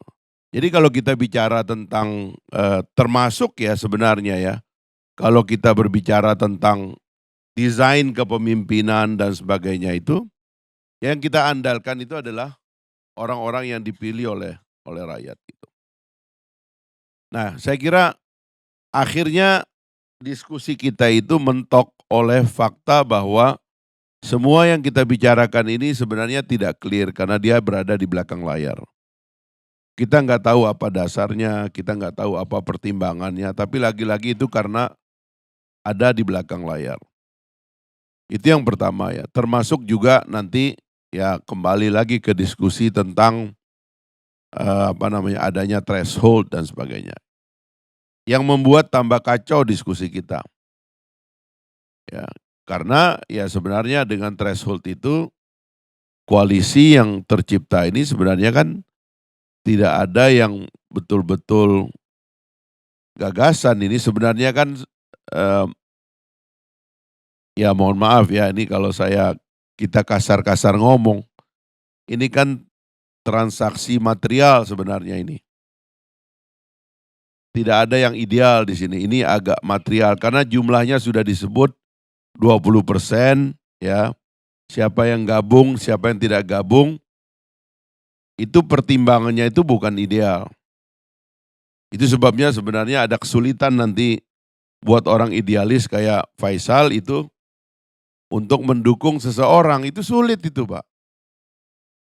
Anda akan kesulitan kalau bicara tentang Partai Nasdem misalnya, itu kesulitan itu nanti. Boleh mengideal-idealkan yang lain, tapi karena lagi-lagi dasar daripada pertemuannya itu bukan gagasan. Gitu. Dan sulit kita menentukan pertemuan itu berbasis kepada gagasan, kalau threshold-nya itu ada. Gagasan hanya mungkin tumbuh oleh satu proses yang dibidani oleh satu partai politik, melahirkan partai politik, dan kader-kadernya yang punya gagasan mandiri. Saya sering menentang orang yang misalnya mengatakan, saya telah berjasa, partai ini telah berjasa membesarkan dia. Ya kan? Membesarkan keluarga dia. Apa dia tidak bisa berterima kasih? Ini kosakata yang gak enak didengar ini. Kan orang itu bisa balik. Emang partai lu bisa menang kalau bukan gua yang calonnya? Kan juga bisa begitu ngomongnya. Emang partai lu gak dapat untung dari adanya saya dalam partai lu? Kan kira-kira begitu. Nah jadi menurut saya, lagi-lagi Bang Karni, kita dijebak oleh sesuatu yang tidak ideal dari awal. Maka sejak kemarin itu saya, ini terutama teman-teman di Gelora ini berpikir, bisa nggak kita skip aja itu? Karena mohon maaf aja, kalau kita debat tentang itu, nggak ada yang bisa mempertanggungjawabkan situasi ini. Sudah kadung kayak begini gitu. Nah bisa nggak ini kita skip? Makanya dulu terus terang kami datang ke Pak Jokowi, mengusulkan adanya rekonsiliasi. Idenya adalah, ya kita nggak bisa ngatur yang lain, tapi paling tidak Pak Jokowi sebagai pemegang mandat, dia berkomitmen untuk melakukan dua hal yang penting. Satu, politik rekonsiliasi, yang kedua politik legacy dia. Kenapa ada yang disebut dengan politik legacy? Ini juga satu penyiasatan ya. Kita ini sebagai pemikir sekarang harus memikirkan, karena ada kritik kepada sistem demokrasi yang sangat tidak stabil, biayanya sangat mahal, dan menyebabkan banyak hal yang tidak bisa diteruskan, tetapi itu semua adalah ongkos dari rakyat. Kalau Hambalang tidak diteruskan mungkin cuma 2-3 triliun. Tapi kalau kereta api cepat tidak diteruskan, itu kan 185 triliun. Itu kan bukan uang pribadinya Jokowi atau partai politik, itu kan uang rakyat. Maka harus juga ada pemikiran tentang legacy, pemikiran tentang keberlanjutan. Selain bahwa perlu adanya sekarang ini politik rekonsiliasi. Kenapa kita memerlukan politik rekonsiliasi? Karena kita sendiri menciptakan satu suasana di mana kita bertengkar pada soal-soal yang tidak substantif. Kan tidak ada yang hebat-hebat banget ini pertengkaran kita. Ini kan pertengkaran kanak-kanak. Kalau kita mendengar tadi sebenarnya sebab ini soal cinta, hatinya kepada siapa, itu sebenarnya kekanak-kanakan semua. Jadi kita ini bertengkar juga tidak terlalu serius sebenarnya begitu.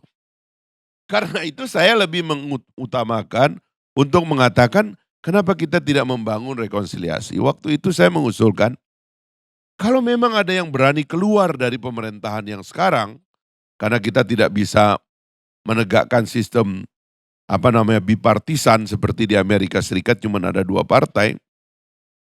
Paling tidak Pak Jokowi ngomong ke semua anggota kabinetnya, kita ini satu kabinet ya, punya program yang sama, gede-gede proyeknya, besar-besar proyeknya, boleh nggak kita berjanji untuk mempertahankan ini?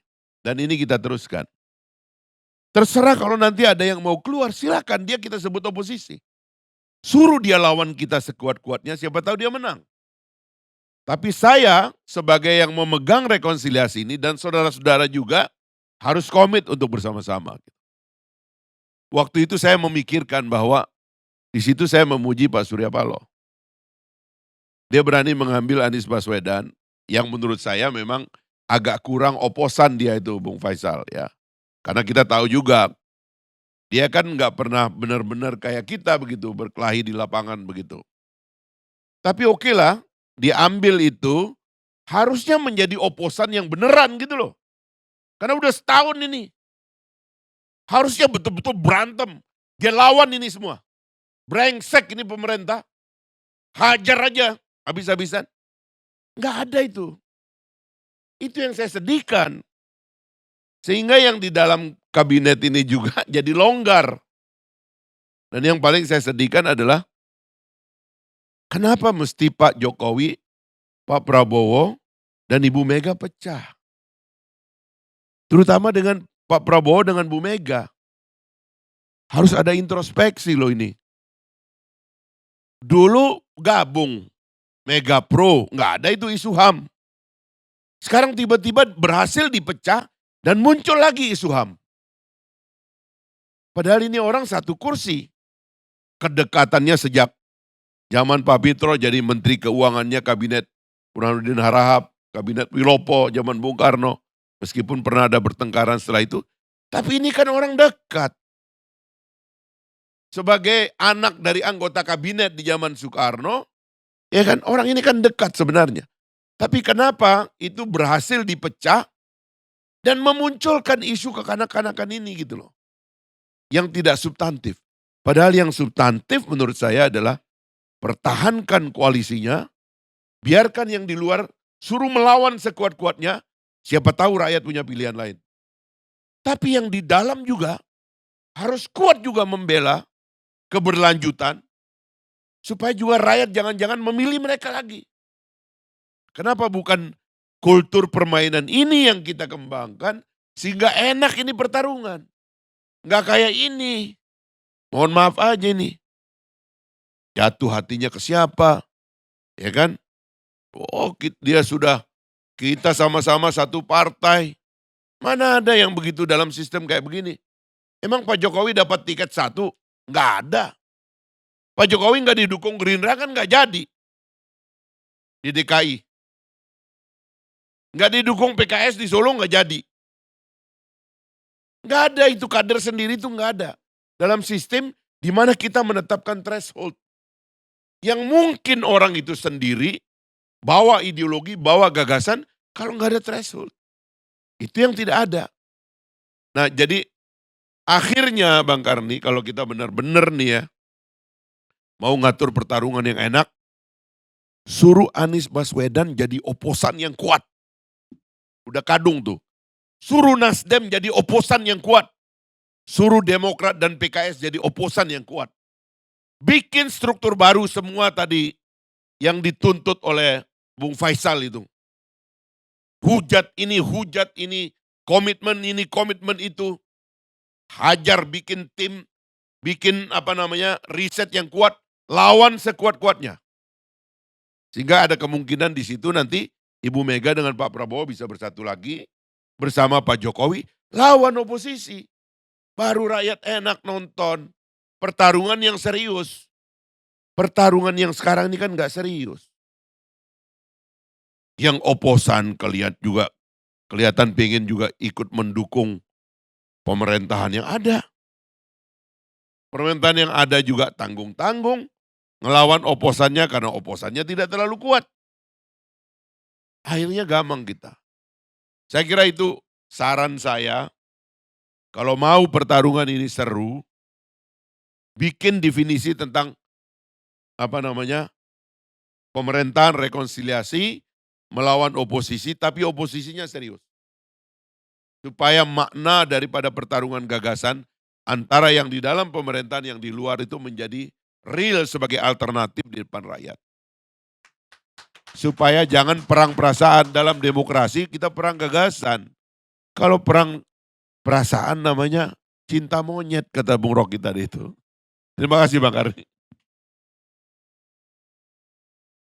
Makasih, Bung Fahri. Sekarang kata penutup dari Profesor Rocky Gerung. Ya layak memang. Dia kasih kuliah dari universitas di ujung Sumatera sampai ke ujung Papua. Dan itu tiap hari berganti tempat. Saya bingung kok bisa ngatur waktu. Silakan, Prof. Oke.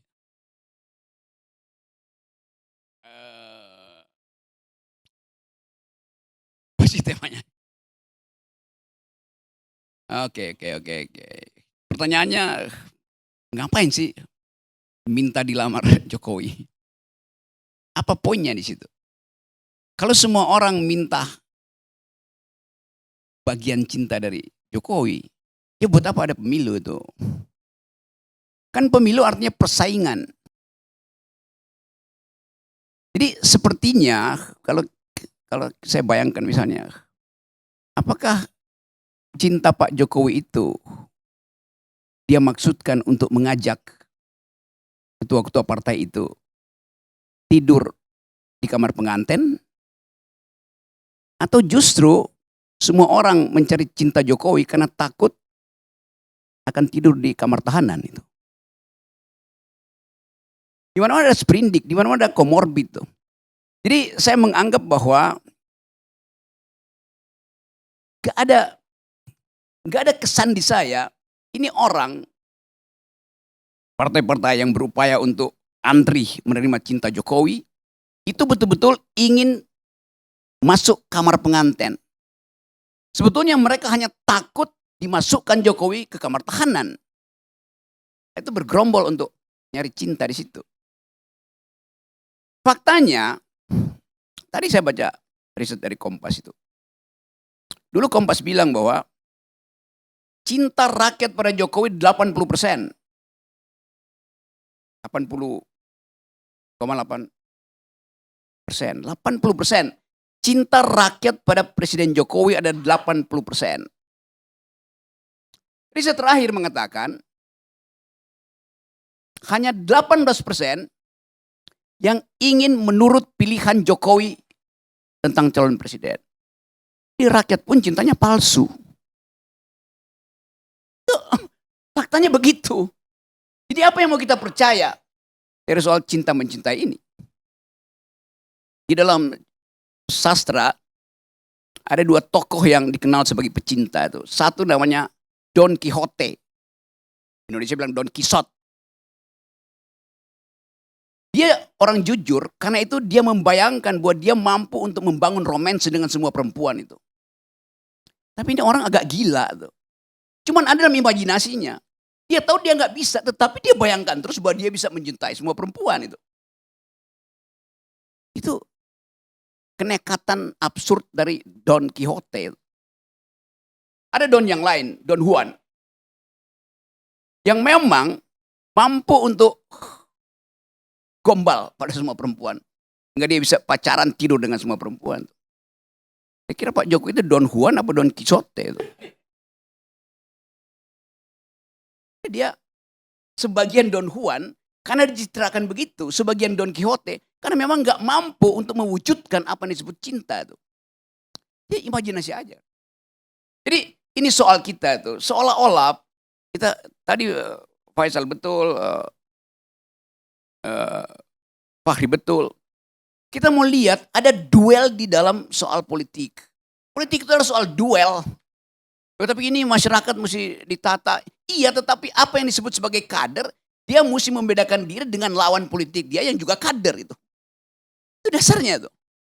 Supaya ada skrutinisasi, ada kebersihan berpikir, ada distingsi yang kuat di situ. Tadi Eko mengatakan, ya karena Ganjar itu sudah punya track record memimpin. tunggu dulu nilainya berapa record itu di Semarang atau di Jawa Tengah itu. Apakah Ganjar di dalam kepemimpinannya mampu menaikkan daya hidup Jawa Tengah dibandingkan dengan nasional misalnya. Sampai sekarang Jawa Tengah itu provinsi termiskin di Jawa tuh. Nggak naik-naik juga. Jangan dong, nilai sekarang nggak gitu dong. Nilai kalau dilihat kemiskinan, berapa angka kemiskinan yang turun di zaman Ganjar. Kalau kita lihat provinsi termiskin, kita akan terus-menerus menyalahkan gubernur di Papua sana. Kalau ngelihatnya kayak gitu dong. Berapa angka kemiskinan yang turun, berapa pertumbuhan ekonomi, yang jelas-jelas pertumbuhan ekonomi Jawa Tengah di atas pertumbuhan ekonomi nasional rata-rata. Lihatnya kayak gitu dong, yang fair Oke, dong. oh, fair. Saya kasih data lebih konkret pada saudara ya. Oke. Indeks kemiskinan di Jawa Tengah 9,8. Indeks kemiskinan nasional 8. Indeks kemiskinan Jakarta 7. Jadi Jakarta mensubsidi Jawa Tengah. Nangkap nggak dasarnya tuh? Itu dasarnya itu, melihat itu. Bertahun-tahun 40.000 anak SMA batal masuk SMA, yang potensi masuk SMA, karena daya beli turun. Itu faktanya. Jadi kalau kita nilai misalnya Ganjar boleh naik kelas dari gubernur pergi ke presiden, oke, orang akan lihat apakah Ganjar memenuhi perintah konstitusi. 1, cerdaskan kehidupan bangsa. 2, pelihara fakir miskin. Kemiskinan di Semarang itu nggak makin turun. Kecerdasan di Jawa Tengah juga makin turun. Jadi nggak ada hak Ganjar secara sosiologi. Secara emosional oke, nggak ada soal bagi saya. Karena PDIP nggak punya kader, terpaksa pinjam lagi kader dari Pak Jokowi kan. Nah itu kader pinjaman. Jadi kita mau fair lihat soal-soal itu tuh. Kalau misalnya saya baca riset bahwa generasi muda yang 80% itu lebih dari separuh pemilih Indonesia, dia menunggu siapa calon pemimpin yang mampu mengolah 2 isu utama itu. 1 soal environmental ethics, 2 soal global security. Mereka berjanji akan memilih ketika tahu manusia mana yang mampu untuk memberi mereka harapan bahwa akan ada Indonesia yang hijau ke depan, bahwa akan ada keamanan global ke depan itu. Itu yang lagi tunggu, yang nanti akan dibahas minggu depan mulai FISIP UI akan mulai memanggil, mengundang calon-calon presiden untuk bicara soal itu. Di situ nggak ada soal cinta-cintaan. Otakmu buruk, Anda nggak lulus karena akan dihajar oleh BEM UI itu. Itu poinnya di situ tuh. Jadi swing voters kita itu, terutama generasi baru itu, antara 27 sampai 30% naik terus tuh. Karena menunggu isu tadi yang diterangkan oleh Pak. Isunya apa? Bukan menunggu cinta Jokowi, menunggu isu calon-calon presiden ini untuk berkelahi di dalam ide itu. Sekarang coba kita uji misalnya. Kalau isunya adalah global security, di antara 3 itu siapa yang menonjol? Ya pasti Prabowo. Di dalam isu itu tuh. Secara intuitif orang anggap Prabowo paham tentang global security. Kalau isu itu tentang lingkungan, ya pasti Ganjar yang menonjol. Karena Ganjar tidak mempedulikan wadas, Ganjar tidak mempedulikan kendeng. Menonjol keburukannya maksud saya. Kan dasarnya kan. Jadi apa yang mau kita bicarakan adalah potensi politik ini sekedar dikendalikan oleh like and dislike itu. Cinta apa poin itu tuh. Saya mau tunggu misalnya tuh, siapa yang berani untuk datang ke BEM UI berkelahi dengan mahasiswa di dalam panel yang dihadiri oleh akademisi untuk 2 hal itu. Environmental, orang tanya, Ganjar, do you speak environmental ethics? How about wadas? How about kendeng? Oh, buat food estate. Apa? Di Kalimantan Tengah itu liputannya di Tempo dia Soal? 1.700 hektar tanah Yes. yang kemudian di bawahnya Pak Prabowo sekarang terlantar. Iya. Itu tentang benar apa itu, namanya? sangat benar. Dan Jokowi udah bela tuh. Itu bukan cuma Prabowo, semua menteri ada di situ. Oh enggak, di Kalimantan Tengah Menteri Pertahanan. Ya apapun itu, tapi itu Yang enggak, proyek di nasional dan Kalimantan semua Tengah menteri. yang diliput sama Tempo di BBC itu di bawah tanggung jawab Menteri Pertahanan. Iya itu yang saya maksud. Kalau itu Nggak, betul. Anda bilang Wadas, ini Kalimantan Tengah 17.000 hektar tambah 600 hektar. Saya itu bahkan clear. ingin supaya itu dipersoalkan. Proyeknya Gerindra itu, proyeknya Pak Prabowo. Tetapi waktu Hasto bilang, oh saya anggap Hasto mau hajar habis-habisan. Belakangan dia mundur. Kan coba bayangin, PDIP pengecut juga untuk mengkritik. Oh itu kesalahan teknis. Bagaimana? Yang dikritiki publik itu yang di Kalimantan Tengah karena Iya, datanya apapun, ada. Orang anggap, oh ternyata PDIP mau berkelahi dengan Gerindra. Ternyata begitu Pak Jokowi bilang semua menteri ada, Hasto bilang apa? Enggak itu yang kita maksudkan. Ada yang berhasil, Bukan tapi soal ada yang itu. gagal. Yang dikritisi yang gagal dong. Iya, kalau itu ya mestinya digagalkan semua tuh. Itu maksudnya supaya beroposisi pada Jokowi. Kan itu dasarnya kan. Enggak lah, yang Gimana mengkritik. Gini deh, kalau ada problem BTS ada korupsi kan nggak salah Ini nggak bukan salah program BTS-nya, yang salah yang korupsinya. Kalau Gini ada ya. program semua yang gagal di Kalimantan Tengah di bawah Kemenhan, yang dikritik ininya dong. Politik itu dalam kampanye duel headline, bukan duel data. Enggak, itu ini kan tuh. Anda bilang tadi Ya, soal environmental. Yes. Prabowo, nah ini ada kasus loh. Terus Kenapa Anda nggak angkat itu? Itu Saya- kasus real. saya ngomong pertama soal global security. Oke, tunggu. Saya terangkan lebih di situ. Kan yang terlihat adalah PDIP mau angkat senjata perang dengan Jokowi itu. Dalam soal food estate. Call-nya tinggi. Itu Enggak. gagal, batal segala macam. Yang Kenapa? gagal itu di Kalimantan Tengah, kenapa harus perang dengan Pak Jokowi? Ketika kejaksaan misalnya menangkap orang korupsi BTS, yang dilawan bukan program BTS buat masyarakat terasing atau katakanlah terluar, yang dilawan yang salah korupsinya itu dong. Ya. Yang dikritik yang gagalnya, bukan seluruh programnya dong. Anda terangkan itu setelah mentalnya Hasto jatuh. Astaga. Mana lu Iya, itu masalahnya kan. Jadi teman-teman semua, saya mau ada ketepatan di dalam menentukan siapa calon presiden. Bukan berdasarkan cinta mencintai. Tapi isi kepalanya apa. Setuju? Ya udah, nggak ada soal gitu. Udah. Iya. Ya udah, Setuju. bagian itu saya udah terangkan tadi. Jadi saya balik pada problem kita. Ada keinginan untuk melihat bahwa Presiden Jokowi sebetulnya ada dalam kecemasan tuh. Dia takut dia tidak dicintai lagi oleh semua partai politik. Itu poinnya kan. Kenapa? Ya karena orang menganggap bahwa Pak Jokowi itu tidak mampu bahkan untuk mengendalikan emosinya. Mengendalikan agresivitasnya. Mengendalikan arogansinya tuh. Jadi seseorang yang di dalam kesempatan terakhir untuk memulihkan kemuliaan dia sebagai noblesse oblige, terpaksa masih harus mencari pegangan. Siapa akan menyelamatkan dia 1 hari 2 hari setelah dia lengser? Presiden SBY dengan percaya diri tahu bahwa kalau dia lengser, dia masih punya peralatan namanya partai politik.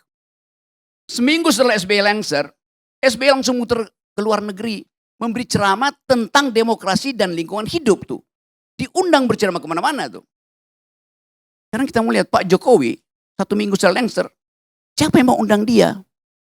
Bicara tentang apa? IKN, demokrasi, buruk semua. Jadi sebetulnya saya mau terangkan bahwa kita ada di dalam kegamangan untuk melihat psikologi Pak Jokowi yang tidak stabil lagi. Saya mesti katakan itu. Beliau ada dalam kegamangan. Karena itu dia pasang semua tangan ada di mana-mana tuh. Tangan Jokowi ada di mana-mana tuh. Ada satu cerita yang kalau soal tangan ada yang disebut hand of Midas. The hand of Midas. Tangan Raja Midas tuh. Raja Midas ini orang yang gandrung pada harta. Jadi dia ingin hidup dia itu dikelilingi oleh batangan emas itu.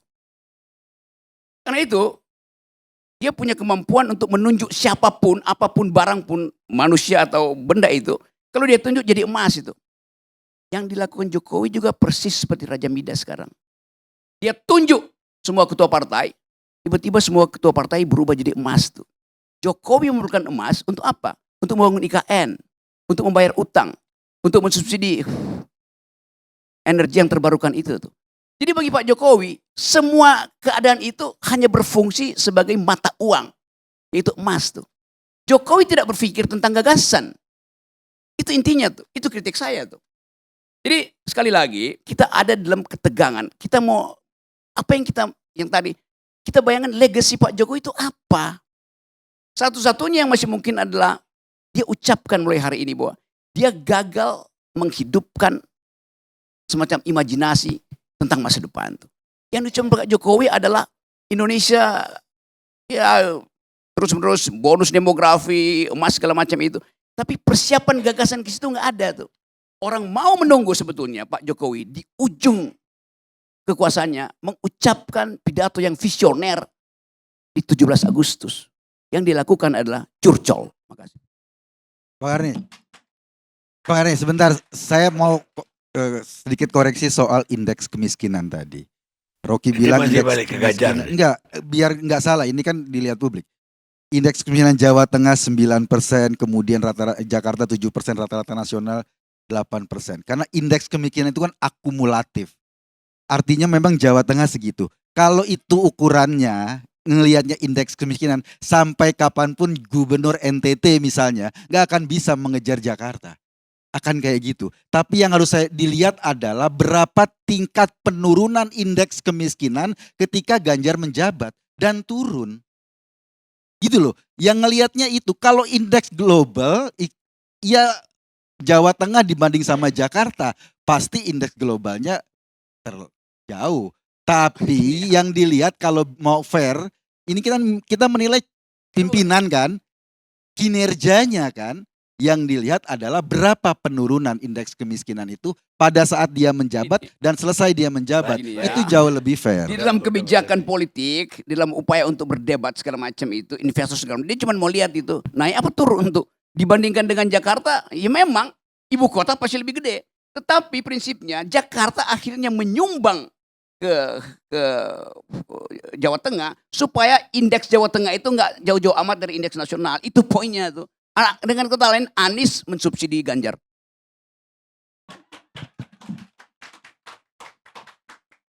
Pemirsa, judul kita memang sengaja memancing. Artinya judulnya merebut cinta Jokowi. Sebenarnya tidak pernah terjadi dalam sejarah Indonesia bahwa presiden yang akan datang harus merebut dulu cinta presiden yang sebelumnya. Dan juga tidak pernah terjadi di dunia ini. Dan menariknya bahwa sekarang itu terjadi di negara kita. Pemirsa, kenapa rakyat sangat benci kepada politik? Karena politik itu tidak pernah memprioritaskan objektivitas kebenaran atau mengobjektivitaskan kebenaran. Yang di objektivitas politisi adalah pemilu dan kekuasaan. Carl Thomas, kolumnis Amerika. Kita ketemu LC yang akan datang.